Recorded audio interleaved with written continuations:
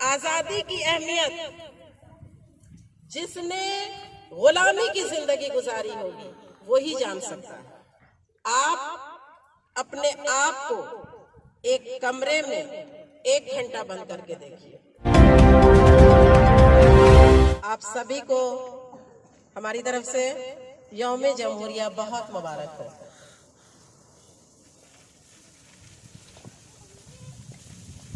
ये तो एक रस्म सा बन गया है कि 15 अगस्त को, 26 जनवरी को स्कूलों में, कॉलेजों में, चौक चौराहों में, कमेटियों में ये परचम कुशाई की जाती है। हमें आज इन सब चीजों की तह तक पहुंचना है और ये जानने की जरूरत है कि आज का दिन 26 जनवरी है। 26 जनवरी की अहमियत क्यों है, क्या अहमियत है इसकी, इसको क्यों हम मनाते हैं।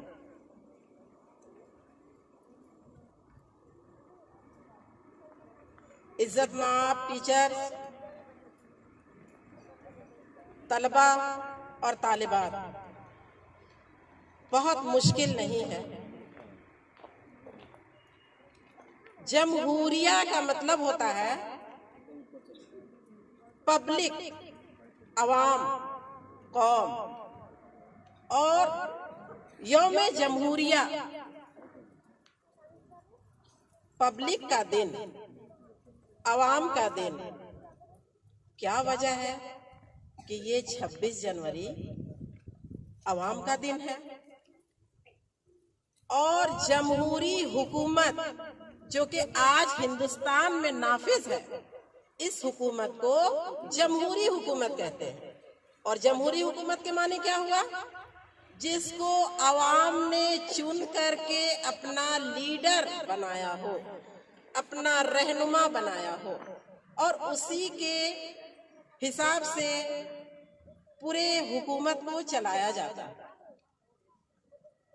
यानी कि सेकुलर हुकूमत है यहाँ पर, जमहूरी हुकूमत है यहाँ पर।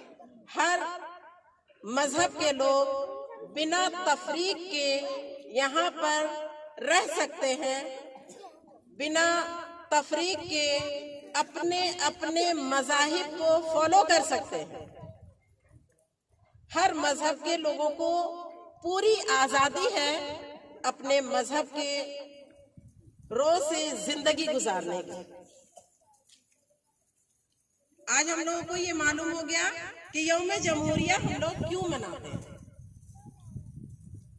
लेकिन मैंने शुरू में ही ये कहा था कि आज ये परचम कुशाई, मिठाइयां तकसीम करना,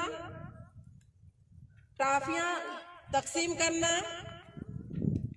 एक दूसरे को मुबारकबाद देना, बस यहीं तक महदूद रह गया। दिल में वो जज्बा होना चाहिए जिस जज्बे के तहत हिंदुस्तान को आजादी मिली।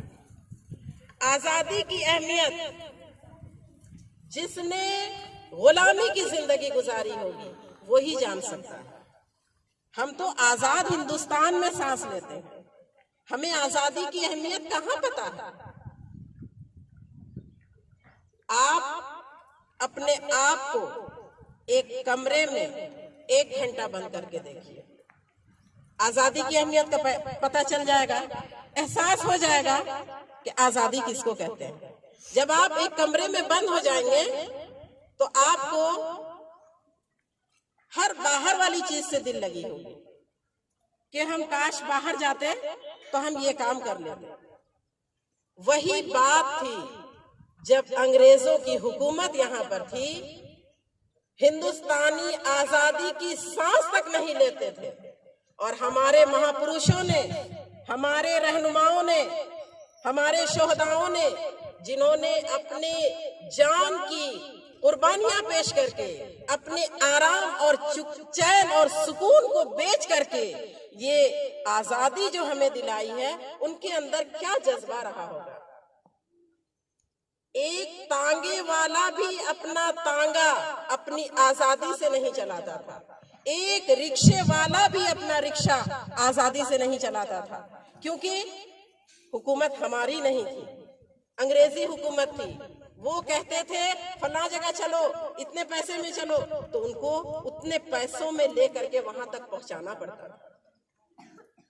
उन्होंने वो दिन देखा था कि जब गुलामी की जिंदगी गुजार रहे थे तो किन किन परेशानियों, किन किन सोबतों का सामना वो कर रहे थे। हमें तो आजाद हिंदुस्तान मिला है, हमने तो गुलामी देखी ही नहीं है। हमें क्या मालूम गुलामी कैसी चीज होती है, गुलामी क्या होती है, गुलामी की वजह से किन किन सोबतों और परेशानियों का सामना करना पड़ा था। कोई तो बात थी, कोई तो परेशानी थी, कोई तो बड़ी चीज थी जिसकी वजह से हमारे महापुरुषों ने, हमारे सुरमाओं ने, हमारे बुजुर्गों ने अपनी जान की बाजी लगा करके हमारे हिंदुस्तान को आजाद कराया। अब जब हम आजाद हिंदुस्तान में सांस लेते हैं तो हमारे ऊपर ये फर्ज है, हमारे ऊपर ये फर्ज बनता है कि हम इस हिंदुस्तान को सजाकर, संवारकर और खूबसूरत बनाकर रखें। हर एक की अपनी अपनी जिम्मेदारियां हैं। आप स्टूडेंट हैं, आप तालिबे इल्म हैं, आपकी जिम्मेदारी अलग है। जो बड़े हैं उनकी जिम्मेदारियां अलग हैं, जो पढ़े लिखे हैं उनकी जिम्मेदारियां अलग हैं, जो टीचर्स हैं उनकी जिम्मेदारियां अलग हैं। सिर्फ हर जिम्मेदारी के पीछे ईमानदारी अगर सब लोग ले आएंगे तो पूरा हिंदुस्तान सुनहरा हो जाएगा, चमक जाएगा। सोने की चिड़िया जो कहते हैं जबान से, वो सोने की चिड़िया बन जाएगा। सब लोग अपनी अपनी जगह पर अपने अपने कामों में ईमानदारी लाएंगे तो पूरा हिंदुस्तान वाकई में सोने की चिड़िया ही बन जाएगा। हमारा हिंदुस्तान कुदरती तौर पर इतना खूबसूरत है कि जब कल्पना चावला खलाओं के सफर में गई थी तो राकेश शर्मा ने पूछा था कि बताओ कल्पना, वहां जब तुम गई खलाओं में तो सबसे अच्छी कौन सी चीज लगी? कल्पना चावला ने बरजस्ता कहा, सारे जहां से अच्छा हिंदुस्तान। बताइए, खलाओं के सफर में भी जब वहां से उन्होंने पूरी दुनिया का नजारा किया तो सबसे प्यारा हिंदुस्तान ही नजर आया। यहाँ हम लोग कहते हैं गंगा जमनी तहजीब है, हम उसको फॉलो करें, उस उसूल को माने, यही हमारे ऊपर फर्ज है। आइए आज की इस पुरमुबारक मौके पर हम सब मिलकर ये अहद करें कि हम जिस जगह पर भी रहेंगे, जिस मकाम पर रहेंगे, जहां पर रहेंगे, जिस हैसियत से रहेंगे, वहां पर ईमानदारी का सबूत देंगे, सच्चाई को अपनाएंगे और ये जो मज़ाहिब के असबियत है उसको दूर करेंगे और सिर्फ हिंदुस्तानी बनकर जिंदगी गुजारेंगे। एक किसान को देखिए कि हिंदुस्तान को अनाज प्रोवाइड करने के लिए, अनाज मुहैया करने के लिए अपनी पूरी ताकत लगा देता है, इसलिए कि हमारे मुल्क के लोग भूखे ना मरे। ये किसान की सबसे बड़ी कुर्बानी है और मैं तो आज ये कहने की पोजीशन में हूँ कि किसान जो है वो मुल्क के साथ वफादारी का काम कर रहे हैं।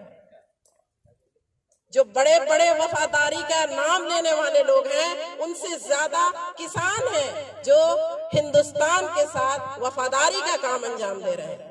तो हम लोगों को ये है करना चाहिए कि हम सब मिलजुल करके और सेकुलर जो जमहूरी इस हिंदुस्तान की खुसूसियत है उसको बाकी रखेंगे और आपस के लड़ाई झगड़े, ऊंच नीच, जात पात के तफरके सबको मिटाएंगे और एक ऐसा हिंदुस्तान तामीर करेंगे जिसमें हर एक को आजादी होगी, हर एक को तरक्की होगी और हर एक को वफादारी का हक मिलेगा। हिंदुस्तान जिंदाबाद, झारखंड जिंदाबाद, फातिमा एकेडमी जिंदाबाद।